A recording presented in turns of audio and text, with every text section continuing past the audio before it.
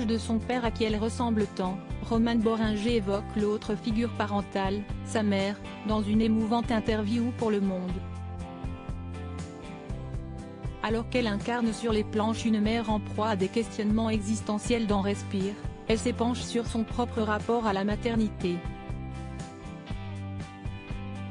Mère de 2 enfants qu'elle élève en sépartement avec son ex Philippe Rebaud, la comédienne et réalisatrice évoque alors sa propre relation avec sa mère, qu'il a abandonnée quand elle avait seulement 9 mois.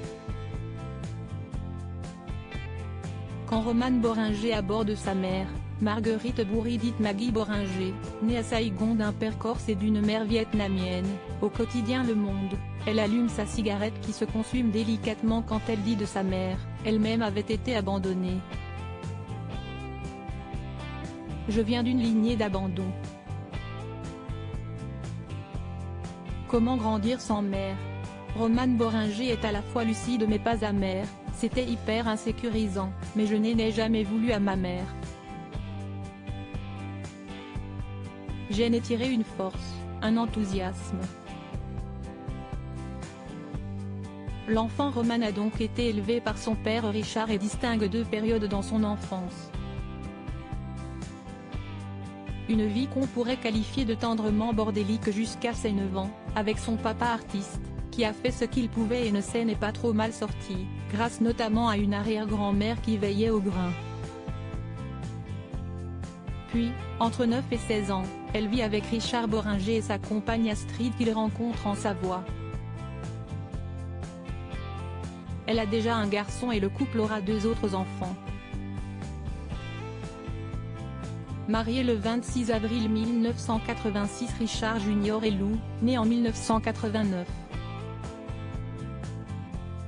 Sa vie familiale devient alors plus posée et stable, ce qui ne l'empêche pas de suivre son père partout sur les routes des tournages et des tournées. Ce sont mes plus beaux souvenirs d'enfance, ses familles adoptives, les grandes tablées d'artistes, les techniciens, le monde des adultes. Je pleurais à chaque fin de tournage, l'idée de retourner à l'école me terrassait. Alors si est-il en tant qu'actrice qu'elle finira par affronter ses peurs et devenir la femme épanouie d'aujourd'hui. Pour autant, l'absence de la mère n'est pas oubliée et ressurgira quand l'artiste aura des enfants.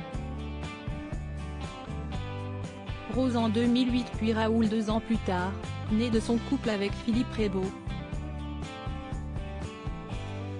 J'ai longtemps été muette par rapport à ce qui m'était arrivé. Quand j'ai eu mes enfants, je me suis demandé si j'avais compté dans la vie de ma mère, si elle m'avait aimée. Des questions qui ne l'empêchent pas d'avancer, mais qu'elle garde toujours en tête et qui ont certainement une conséquence sur ses doutes en tant que maman et sa capacité à bien les élever. Être parent rend tellement vulnérable.